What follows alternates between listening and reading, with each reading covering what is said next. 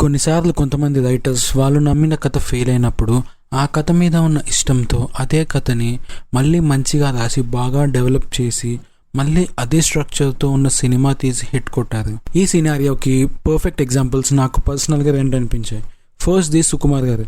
ఆయన second cinema అయిన జగడం తెలుగు సినిమాల్లో వచ్చిన బెస్ట్ గ్యాంగ్స్టర్ డ్రామా అని నేను నమ్ముతాను. కానీ రిలీజ్ అయినప్పుడు ఆ సినిమా సరిగ్గా ఆడలేదు. ఆ స్టోరీ మీద ఉన్న ఇష్టంతో ఆయన రీసెంట్ సినిమా పుష్ప ట్రిలజీలో చాలా చేంజెస్ చేసి తను చెప్పాలనుకున్న పాయింట్ చెప్పారు.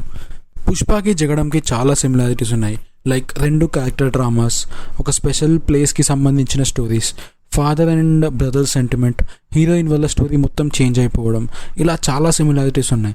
ఇట్లా మీకు కూడా ఏమైనా అనిపిస్తే తప్పకుండా కమెంట్ చేయండి. ఇలాంటి టాపిక్స్కి కమెంట్ చదవడం చాలా ఇంట్రెస్టింగ్గా అనిపిస్తుంది.